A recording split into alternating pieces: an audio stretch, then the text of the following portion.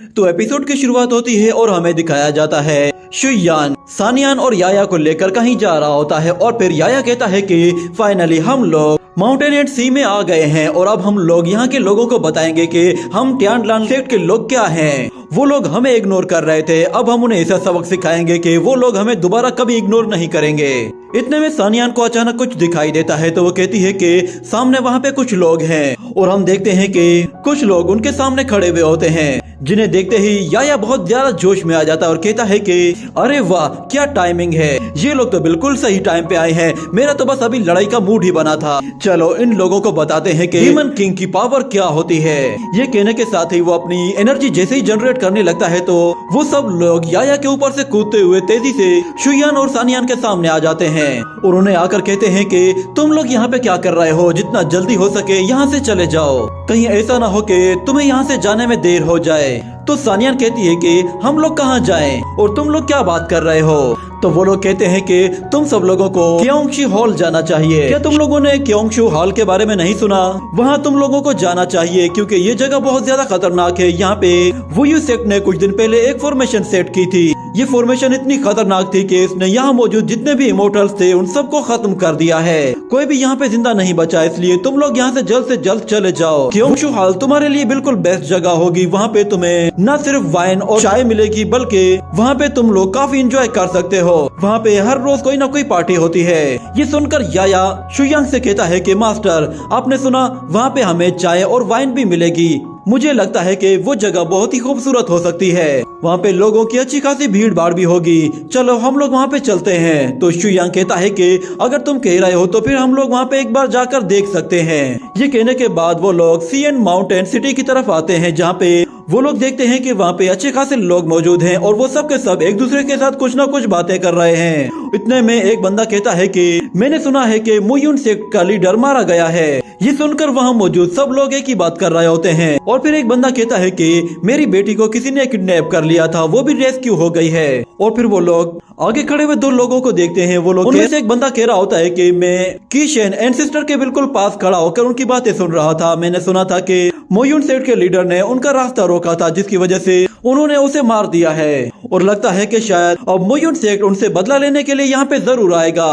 वहाँ पे हर बंदा किसी न किसी के साथ बातें करने में बिजी था। ये देखकर याया कहता है कि ये जगह मुझे थोड़ी सी अजीब सी लग रही है, हम डीमंस भी इतने ज्यादा अजीब हरकतें नहीं करते। और फिर वो लोग एक लड़की को देखते हैं जो कि एक सड़क किनारे एक इंस्ट्रूमेंट बजाकर पैसे इकट्ठे कर रही होती है। इतने में वहाँ मौजूद लोग उसके इंस्ट्रूमेंट की आवाज की वजह से बहुत ज्यादा परेशान होते हैं, उनके सिर में दर्द होने लगता है। इतने में एक बंदा गुस्से में वहाँ पे आता है और कहता है कि अपना ये बेकार सा इंस्ट्रूमेंट बंद करो, इससे मेरे सिर में दर्द हो रहा है। वो उसे गुस्से में एक थप्पड़ मारने वाला होता है कि अचानक से वो रुक जाता है क्योंकि वो उस लड़की की तरफ देख लेता है, उसकी आंखें बहुत ही अजीब सी होती हैं। जिसके बाद वो लड़की उनसे कहती है कि मैंने 2 साल बहुत ही ज्यादा हार्ड प्रैक्टिस की थी, मगर डीमन सी सेक्ट ने मुझे अपने सेक्ट से बाहर निकाल दिया, यहाँ तक कि उन लोगों ने मेरी आंखों की रोशनी भी छीन ली और मेरी एक टांग भी तोड़ दी। मैं तो बस अपने मास्टर का एक ख्वाब पूरा करना चाहती थी, मैं पूरी दुनिया में जाकर अपने इस इंस्ट्रूमेंट को बजाना चाहती हूँ। उस लड़की की बातें सुनकर वो सब लोग बहुत ज्यादा इमोशनल हो जाते हैं और कहते हैं कि इसके साथ तो बहुत ही बुरा हुआ है। और वो लड़की उन लोगों को और भी ज्यादा इमोशनल करने के लिए उन सबसे कहती है कि मैं हार नहीं मानूंगी, मैं हर हाल में अपने मास्टर का ड्रीम पूरा करूंगी और उसके लिए मुझे तुम सब लोगों की जरूरत है। उम्मीद है कि तुम सब लोग मेरे मास्टर का ड्रीम पूरा करने में मेरी मदद करोगे।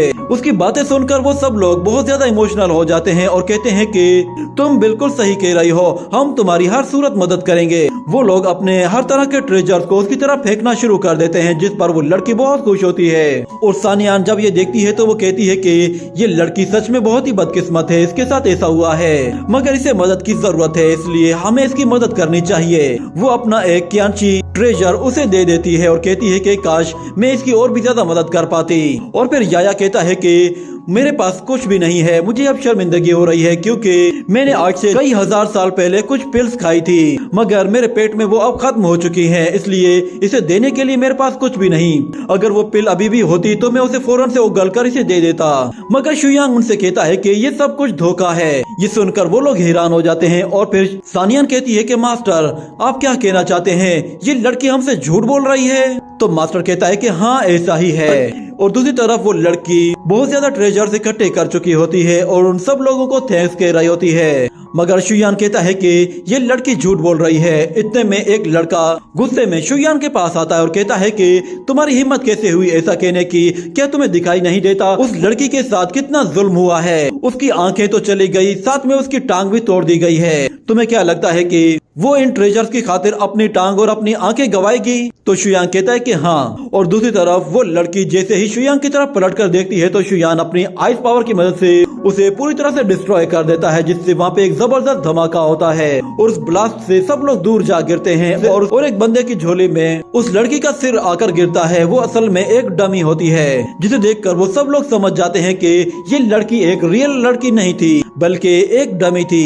जिसके बाद अगले सीन में हमें एक और लड़की को दिखाया जाता है जो कि काफी हर्ट हुई होती है, क्योंकि शुयान ने उसके पपेट को पूरी तरह से खत्म कर दिया था। जिस पर वो खुद भी हैरान होकर कहती है कि आखिर ये है कौन जिसने मेरे पपेट को डायरेक्टली डिस्ट्रॉय कर दिया। इतने में अचानक वहाँ पे उसकी एक जूनियर सिस्टर आती है जो कि उससे कहती है कि सारी तैयारियां हो गई हैं, पार्टी जल्दी शुरू हो जाएगी और ओनर ने कहा है कि इस मर्तबा उसने बहुत ज्यादा इमोर्टल्स को इनवाइट किया है और हो सकता है कि इस मर्तबा हम लोग बहुत ज्यादा पैसा इकट्ठा करें। जिसके बाद ये सीन यहीं पे ही कट हो जाता है। अगले सीन में हम लोग देखते हैं कि जब पार्टी शुरू होती है तो सब लोग पार्टी में बैठे हुए एंजॉय कर रहे होते हैं और वहाँ मौजूद एक बंदा फैक्ट मास्टर से कहता है कि आप इस मर्तबा कितने पैसे डोनेशन में देने वाले हैं? तो वो कहता है कि मैं इस मर्तबा 3 लाख स्पिरिट स्टोन दूंगा।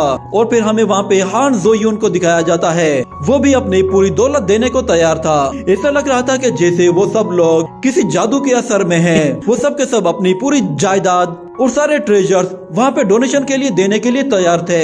इतने में एक बंदा खड़ा हो जाता है और कहता है कि मेरे पास सबसे खास ट्रेजर है जो कि मैं उस लड़की को दूंगा और मुझसे बढ़कर किसी का भी ट्रेजर कीमती नहीं है। ये सुनकर वहाँ मौजूद एक दूसरा बंदा कहता है कि आखिर इसके ट्रेजर में ऐसा क्या खास है जो ये इतना अकड़ रहा है, क्यों ना इसके ट्रेजर को मैं चुरा लूं। फिर मैं देखता हूँ कि इसके ट्रेजर में ऐसा क्या है जो इस पे ये इतना अकड़ रहा है। और फिर वहाँ पे एक और बंदा खड़ा हो जाता है और कहता है कि सब लोग अपनी बकवास बंद करो, मैं तुम्हारे शोर से तंग आ गया हूँ। इन लोगों को आपस में यूं बातें करता हुआ देखकर सानियान कहती है कि मास्टर आप माने ना माने पर मुझे लगता है कि यहाँ पे कुछ ना कुछ अजीब बात जरूर है। तो शुयान कहता है कि मुझे ऐसा लग रहा है कि जैसे ये सब लोग किसी मैजिक के असर में हैं। किसी ने इन पर किसी तरह का कोई जादू किया हुआ है। ये सुनकर याया कहता है कि ये ट्रिक सच में बहुत ही अजीब सी है, मैंने आज से पहले कभी भी इस तरह की मैजिक पावर के बारे में नहीं सुना। तो शुयान कहता है कि इस मैजिक के असर में सिर्फ यही लोग नहीं हैं, बल्कि हम लोग शुरू में जिन लोगों से मिले थे, जिन्होंने हमें यहाँ पे भेजा था, वो लोग भी इस मैजिक के ही असर में थे। इस मैजिक को कास्ट करने वाला जो भी बंदा है सच में वो इस मैजिक में एक्सपर्ट है। ये सुनकर सानियान कहती है कि मास्टर ऐसा कैसे हो सकता है, हम लोग जिन लोगों से मिले थे वो यहाँ से हजारों मील दूर है, किसी का मैजिक इतना दूर तक इतनी लंबी रेंज में कैसे काम कर सकता है। ये कहने की ही देर थी कि अचानक से वहाँ पर एक लड़की आ जाती है जो कि सब लोगों से कहती है कि उम्मीद है कि तुम सब लोग इस पार्टी को एंजॉय कर रहे होगे। उस लड़की को देखते ही सब लोग खड़े हो जाते हैं। ये लड़की वही लड़की थी जिसकी डमी को शुयान ने डिस्ट्रॉय किया था।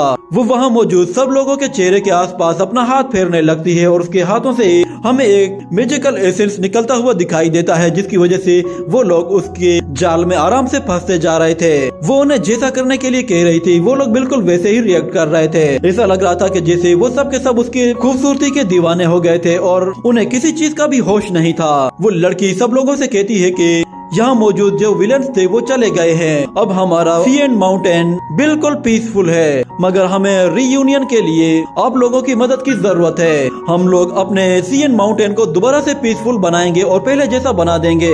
उसके लिए आप लोग जितना हो सकता है डोनेट करें, मुझे आप लोगों की मदद की बहुत ज्यादा जरूरत है। ये सुनकर वो सब लोग बहुत ज्यादा इमोशनल हो जाते हैं और पहले से ही उसके जाल में फंसे हुए थे। तो एक बंदा कहता है कि मैं अपना सब कुछ तुम्हारे नाम पे करने को तैयार हूँ। वो एक ट्रेजर बॉक्स निकालता है जिसके अंदर ढेर सारे पैसे होते हैं। उन पैसों को देखकर वो लड़की भी बहुत खुश होती है और कहती है कि सच में तुम तो बहुत ही अच्छे हो, मैं तुम्हें हमेशा अपने दिल में याद रखूंगी। ये सुनते ही एक के बाद एक वहाँ मौजूद जितने भी लोग होते हैं वो सब के सब उसके पास आना शुरू हो जाते हैं। उन सब के पास जितने भी ट्रेजर्स होते हैं वो सब के सब उसे देना शुरू कर देते हैं। यहाँ तक कि एक बंदा तो उस लड़की से कहता है कि मैं अपना सब कुछ तुम्हें देने को तैयार हूँ, यहाँ तक कि मेरे बीवी बच्चे और मुझे भी अपने पास रख लो। उन सबके ट्रेजर्स को एक एक करके अपने पास जमा करते हुए जा रही होती है और सानियान दूर से खड़े होकर ये सब कुछ देख रही थी। इतने में वो भी उस मैजिक ट्रिक का शिकार हो जाती है और वो कहती है कि ये लड़की कितनी खूबसूरत है, मुझे भी इसे कोई ना कोई ट्रेजर देना चाहिए। ये कहने के साथ वो जैसे ही आगे बढ़ती है तो शुयान फौरन से उसे उस ट्रिक से बाहर निकालता है, जिस पर वो वापस से शुयान को थैंक्स कहती है।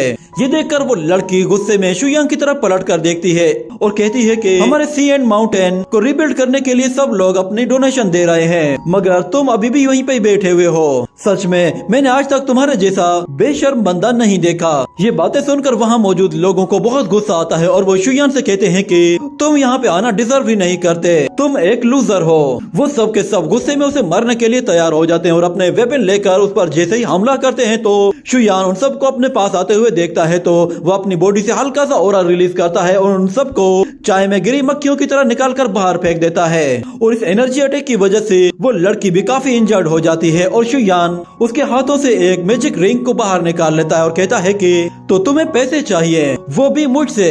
ये कहने के साथ ही ये एपिसोड यहीं पे ही खत्म हो जाता है।